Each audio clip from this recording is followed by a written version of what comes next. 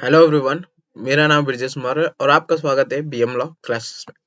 आज हम स्टार्ट करेंगे शेयर सर्टिफिकेट। जो हम ये दूसरा चैप्टर पढ़ रहे थे, share capital, share and share capital, उसका हम आज शेयर सर्टिफिकेट पॉइंट स्टार्ट करेंगे। अब यहाँ से स्टार्ट करते हैं कि शेयर सर्टिफिकेट होता क्या है। शेयर सर्टिफिकेट होता क्या है?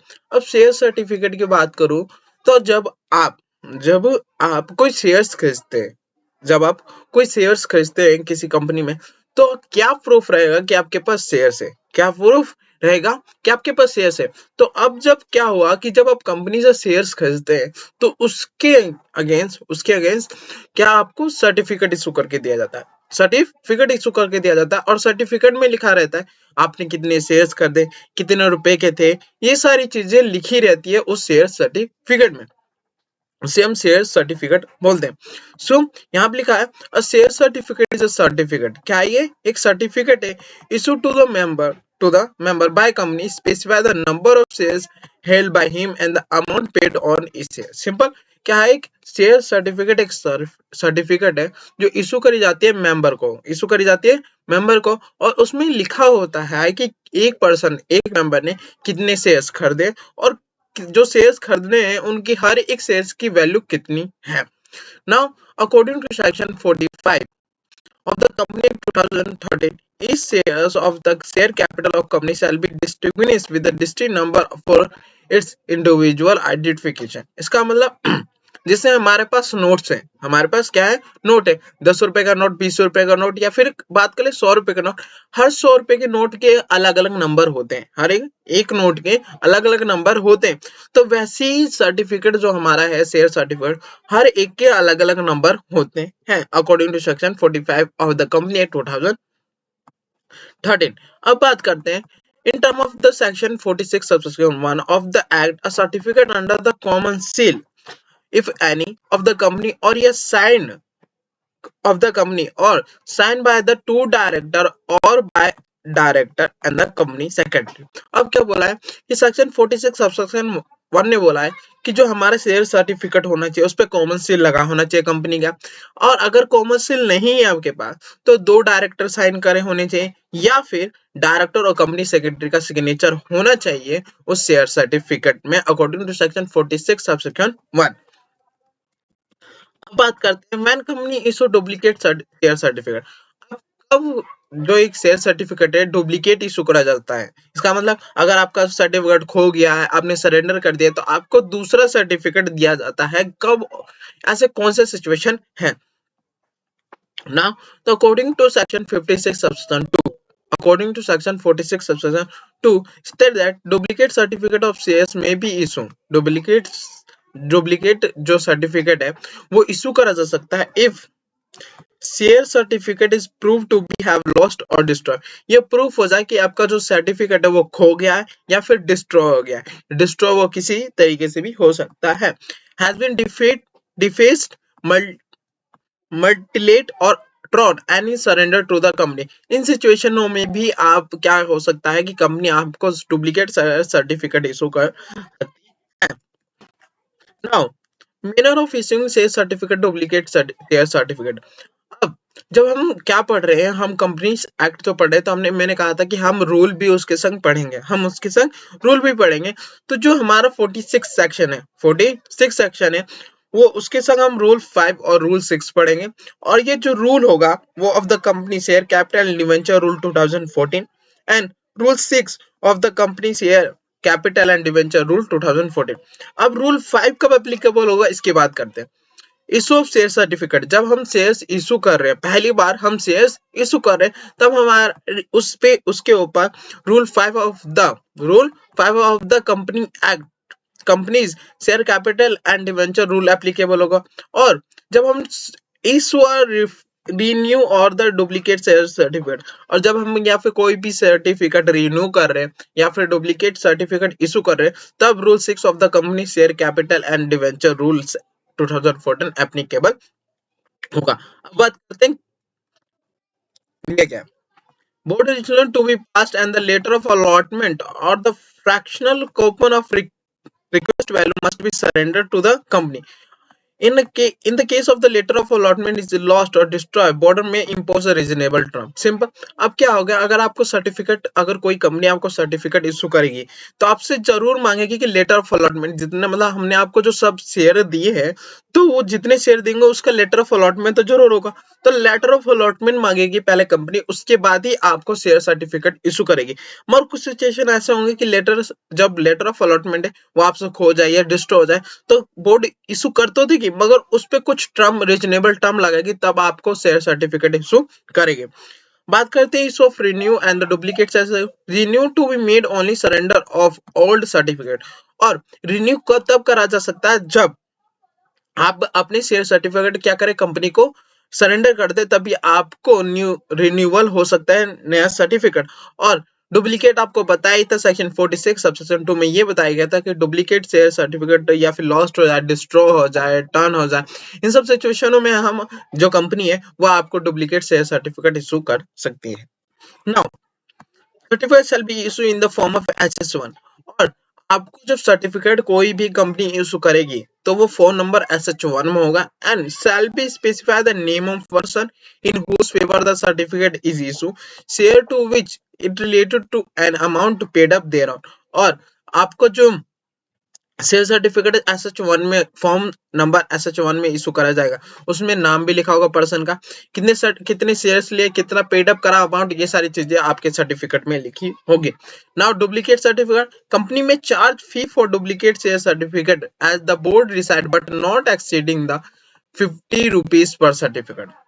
आपको क्या करती है कंपनी, जब आप डुप्लीकेट सर्टिफिकेट इशू करवाते हैं, डुप्लीकेट सर्टिफिकेट इशू करवाएंगे तो आपसे कंपनी चार्ज लेगी, आपसे चार्ज फीस लेगी. मगर जो चार्ज फी है वो 50 रुपए से कभी भी ज्यादा नहीं जाएगा फॉर द पर सर्टिफिकेट, एक सर्टिफिकेट के लिए. ना every certificate shall be specify the shares to which it is related to amount paid up thereon and shall be signed. हमने बताया था कि अगर कोई सर्टिफिकेट इशू हो रहा है तो उसपे कॉमन सील भी होना चाहिए टू डायरेक्टर की, या और टू डायरेक्टर की सिग्नेचर हो सकती है, या फिर एक डायरेक्टर, एक कंपनी सेक्रेटरी का सिग्नेचर होना चाहिए. तो यहाँ पे लिखा sign by the two director और by director and the company secretary whenever there the company secretary has been appointed. Now in the case the company has common seal, it shall be affixed in the presence of person required to sign the certificate. अगर company के पास अपनी common seal है तो वो जो sign ना करने की जगह जो साइन करेंगे डायरेक्टर और कंपनी सेक्रेटरी, उसकी जगह कॉमन सील भी लगाती है तो काम हो जाएगा. In the case of one person company, it shall be sufficient if the certificate is signed by the director and the company secretary or any of the other person authorized by the board for the purpose. अब यहाँ पे क्या बोला है कि अगर जो हमारे एक पब्लिक कंपनी, प्राइवेट कंपनी की बात करें तो उसमें सर्टिफिकेट जो है वो कॉमन सेल होनी चाहिए थी, या फिर किसी भी दो डायरेक्टर की साइन होनी चाहिए था, या फिर डायरेक्टर और कंपनी सेक्रेटरी दोनों के साइन होने चाहिए थे. मगर अगर कंपनी 1 पर्सन कंपनी है तो डायरेक्टर या फिर कंपनी सेक्रेटरी भी साइन कर सकते हैं, या फिर कोई भी पर्सन जो ऑथराइज करा हो बोर्ड ऑफ डायरेक्टर के द्वारा कि आप सर्टिफिकेट पे साइन कर सकते हैं, आप सर्टिफिकेट पे साइन कर सकते हैं, वो पर्सन साइन कर सकता है शेयर सर्टिफिकेट पे, शेयर सर्टिफिकेट वैलिड कहलाएगा.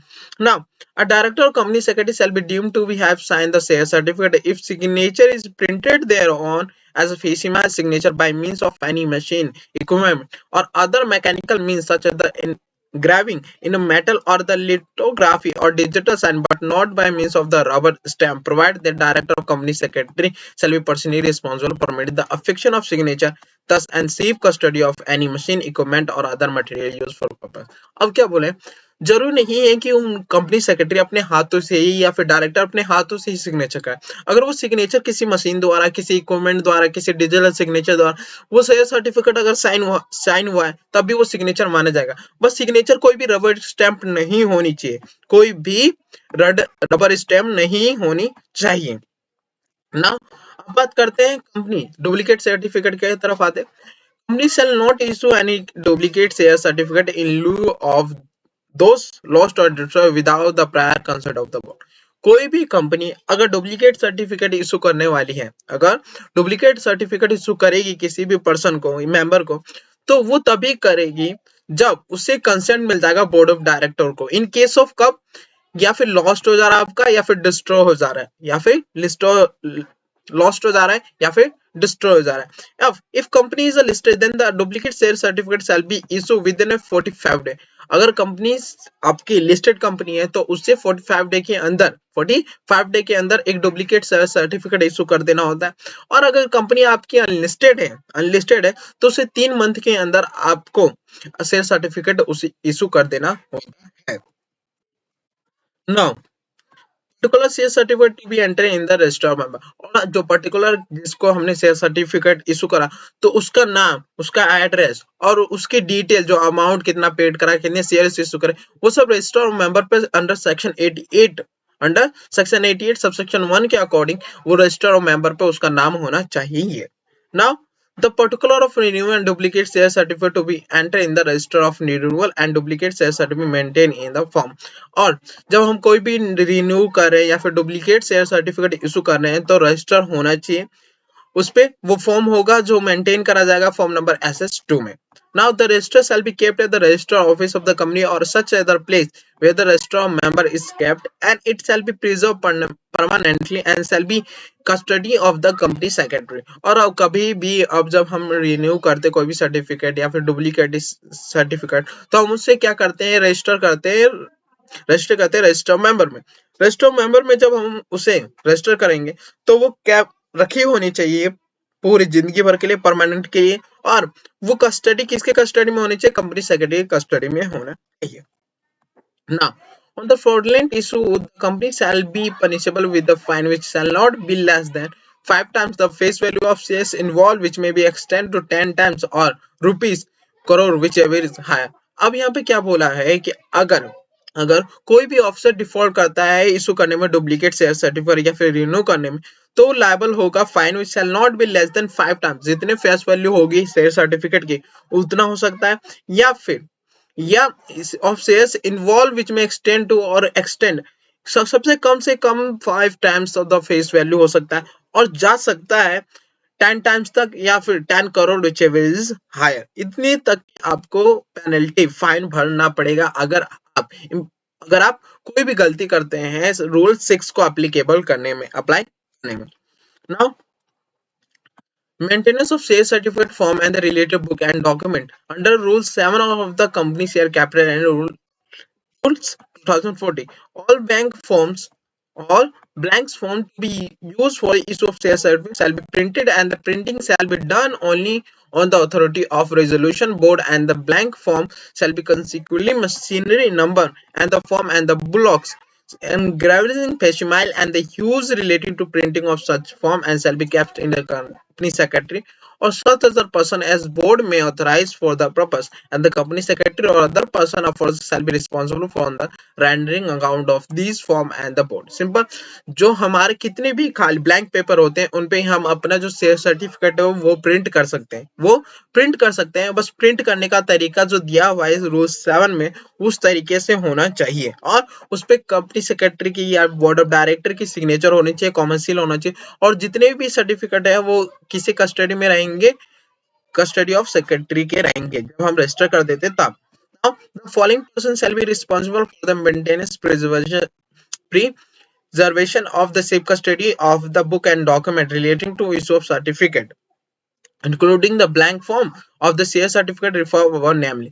अब ये जितने भी पर्सन है ये रिस्पॉन्सिबल होंगे फॉर द मेंटेनेंस या फिर प्रिजर्वेशन या फिर safe custody of book of account relating to issue of share certificate और इंक्लूडिंग बैंक फॉर्म जो हमने ऊपर पढ़ा। अब इसमें कौन कौन रिस्पॉन्सिबल होगा इसकी बात कर लेते हैं। कमिटी ऑफ द बोर्ड, जितनी भी कमिटी है, if the authorised by the board और where the company has company secretary, the company secretary, अगर कोई भी committee of the board authorise करी गई है बोर्ड ऑफ डायरेक्टर के द्वारा कि आप शेयर सर्टिफिकेट से जितनी भी रिलेटेड डॉक्यूमेंट या बुक है वो आप मेंटेन करेंगे, प्रिजर्व सेव कस्टडी में रखेंगे, अगर ये लोग नहीं है तो एक कंपनी सेक्रेटरी इन सब कामों को करेगा। और where the company has no company secretary, और अगर कंपनी सेक्रेटरी नहीं है, a director specially authorized by the board for such purpose, और डायरेक्टर किसी भी पर्सन को एज ये काम सौंप देगा कि आप जितने भी बुक ऑफ अकाउंट हैं, डॉक्यूमेंट है, इन सबको संभाल के रखेंगे related to issue of share certificate.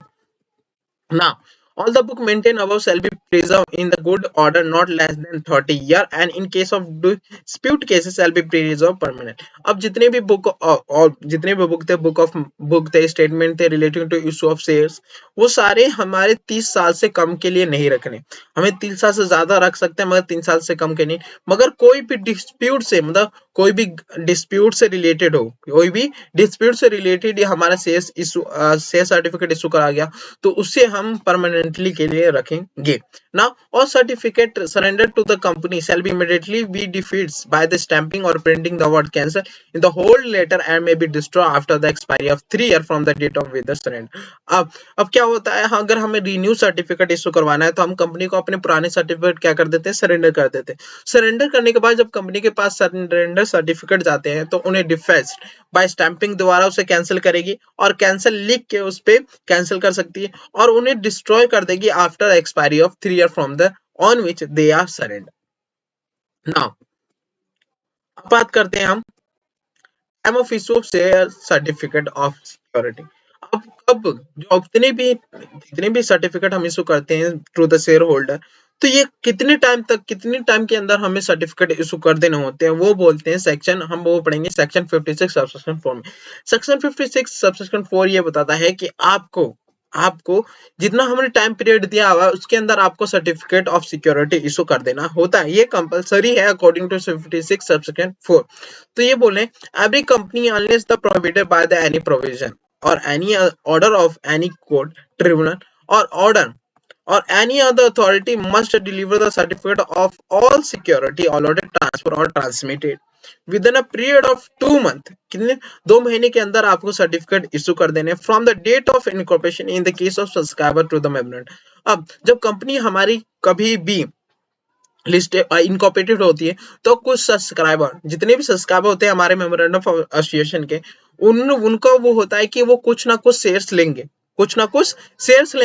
तो जब वो शेयर्स लेते हैं और उसके शेयर्स लेते हैं उनके फेवर में हम जब अलॉटमेंट करते हैं सिक्योरिटी का तो जो सर्टिफिकेट है वो 2 मंथ जब हम अलॉटमेंट कर रहे हैं उसके 2 मंथ के अंदर वो जो सिक्योरिटी है वो इशू हो जानी चाहिए सर्टिफिकेट इशू हो जानी चाहिए और with in 2 month from the date of allotment in the case of allotment. और अगर कोई भी कंपनी पहली बार जब लिस्टेड हो रही है या फिर फर्दर पब्लिक ऑफर ला रही है तो उसे क्या करना पड़ता है जब अलॉटमेंट करा उसके 2 महीने के अंदर आप उनको सर्टिफिकेट ऑफ सिक्योरिटी इशू कर देना होता है और with in a period of 1 month from the date of received by the company of the instrument of transfer और द केस में भी intimation of transmission in the case of transfer और transfer of the security. अब जब कोई भी person company को बोल रहा है कि मैं अपने सिक्योरिटी किसी को ट्रांसफर करने वाला हूं मैं अपने किसी को सिक्योरिटी ट्रांसफर करने वाला हूं या फिर ट्रांसमिशन से रिलेटेड उन्हें कोई भी नोटिस रिसीट होता है तो उसके जब से उन्होंने नोटिस रिसीट करा उसके 1 मंथ के अंदर उन्हें सर्टिफिकेट इशू कर देना होता है और with the period of 6 month from the date of allotment in case of allotment और डिवेंचर और डिवेंचर से रिलेटेड तो 6 मंथ के अंदर कंपनी को सर्टिफिकेट इशू कर देना होता है. Now where any default is made in the complying with the above provision अगर कोई भी डिफॉल्ट होता है प्रोविजन को कंप्लाई करने में वो जो प्रोविजन है वो 56 subsection 4 the company shall be punishable पहले company shall be punishable with fine not less than 25,000 rupees but which may extend to 5 lakh. जो कंपनी अगर डिफॉल्ट करती है कंप्लाई करने में सेक्शन 56 सबसेक्शन 4 को तो उसको जो होगी फाइन भरना पड़ेगा वो 25 लाख तक और 50 लाख तक उन्हें फाइन हो सकता है. Every officer of the company default shall be punishable which not less than 10,000 which may extend to 1 lakh रुपए तक वो फाइन भरेंगे. ना in case of specify IFC SC public company specify IFC private company it shall deliver the certificate of all security to the subscriber after incorporation allotment transfer और transmission with in a period of 60 days के अंदर. जितने भी IFSC company public हो या private उन्हें 60 day के अंदर सर्टिफिकेट इशू कर देना होता है. सिग्नेचर हमें पढ़ लिया कि कौन कौन सिग्नेचर करेंगे क्या सर्टिफिकेट पे. अब बात करते हैं स्प्लिट सर्टिफिकेट. स्प्लिट सर्टिफिकेट होता क्या है इसकी बात करते हैं. A split certificate means a separate certificate claimed by the shareholder for the portion of his holding. The advantage of split certificate that are the shareholder may benefit in the case of transfer by way of sale or the mortgage in the small notes and the right to multiply the certificate into as may be share held by the shareholder. अब split certificate होता क्या, जैसे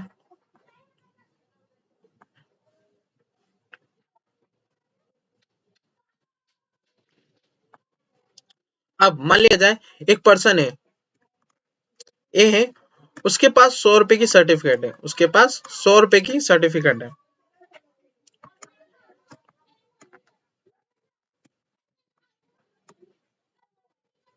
100 रुपए का certificate है। अब 100 रुपए का सर्टिफिकेट वो चाहते हैं कि मेरे सर्टिफिकेट जो है वो स्प्लिट हो जाए, मेरे सर्टिफिकेट क्या हो जाए, स्प्लिट हो जाए।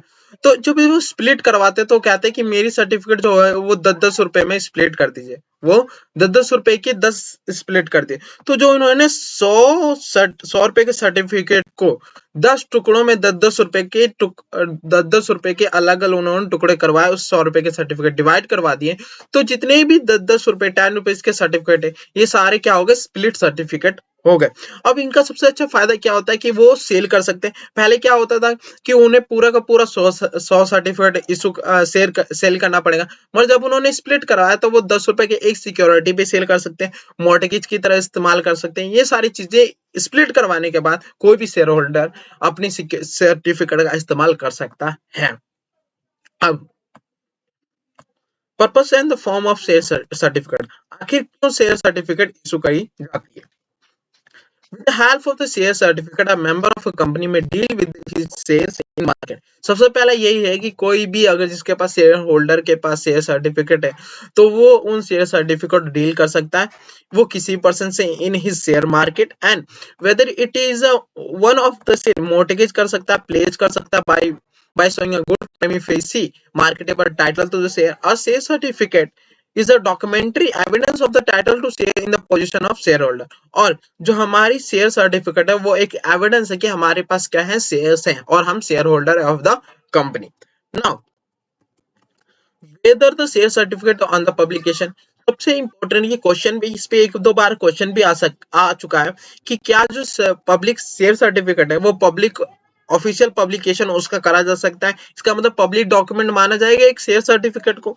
Then the question whether a share certificate is official publication within the meaning of the section 12 section 3 clause C was considered by the Department of Company Affairs, and the department has clarified why circulation as follow. It will be the seen that in the term of the section 44 of the Company Act 2000, the shares in the are movable property transferable in the manner provided in the article of company. इन्होंने बताया है कि जो department of company affairs है, department of company affairs उन्होंने कहा कि हमारा जो शेयर सर्टिफिकेट है, हमारा जो शेयर्स है वो एक movable property according to section 44 and the 46 provide that certificate under the common seal of the company specify any shares held by any member shall be prima facie of evidence of title to the such share coming into force. Common seal is not mandatory. The implication and signature have been discussed earlier.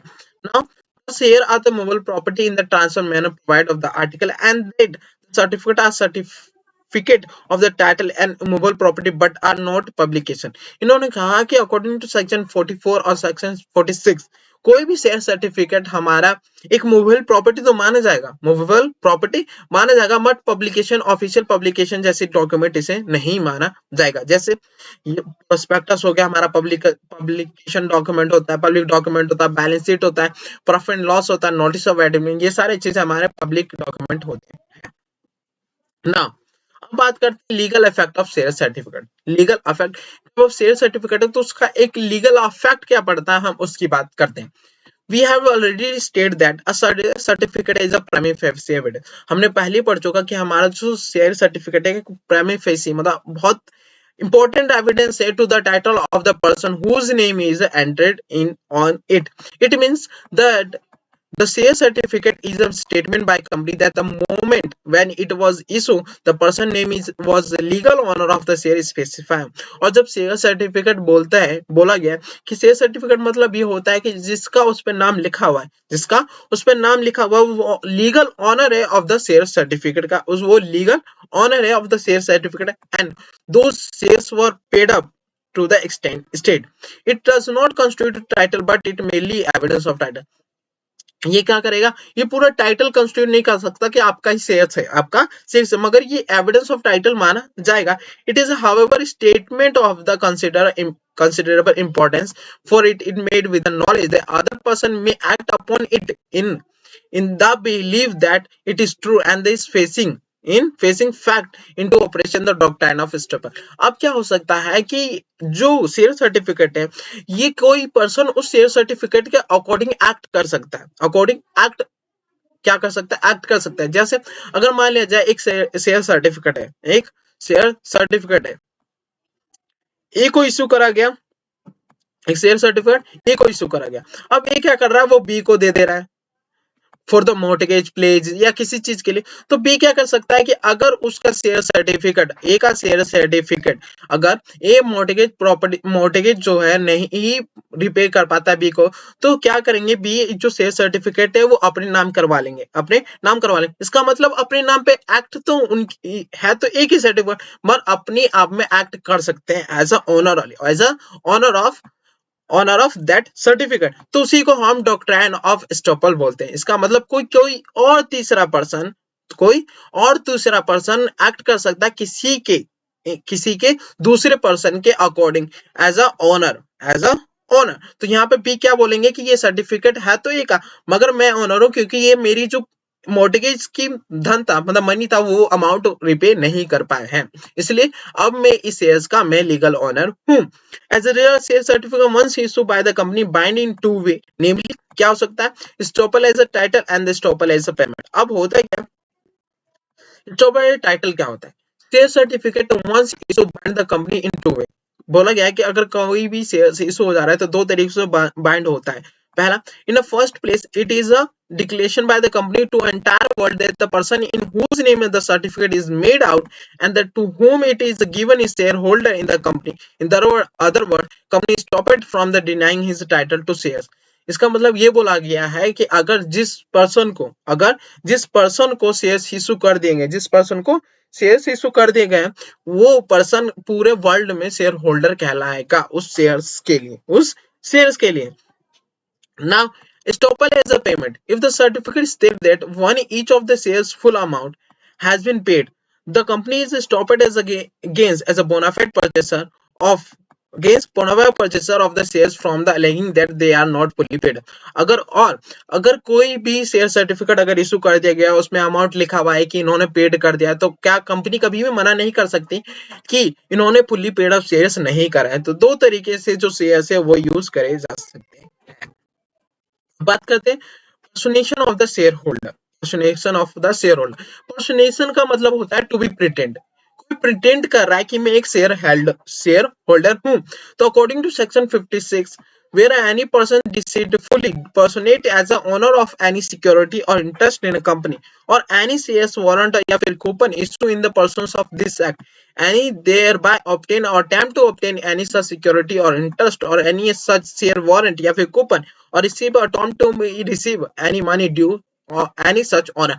अब क्या होता है कि कोई person pretend कर रहा है कि मैं सिक्योरिटी का ऑनर हूं, और वो प्रिटेंड करते हुए कोई भी सिक्योरिटी अपने, जैसे कोई बोनस इशू होता है तो बोनस इशू अपने फेवर में इशू करवा रहा है, इंटरेस्ट उस पे कोई आ रहा है तो वो इशू अपने फेवर में ले रहा है, या फिर कोई भी वारंट कूपन या फिर कोई भी अमाउंट जो शेयर्स पे ड्यू हो रहा है वो रिसीव करता है, तो वो क्या कहलाएगा, शेल बी पनिशेबल।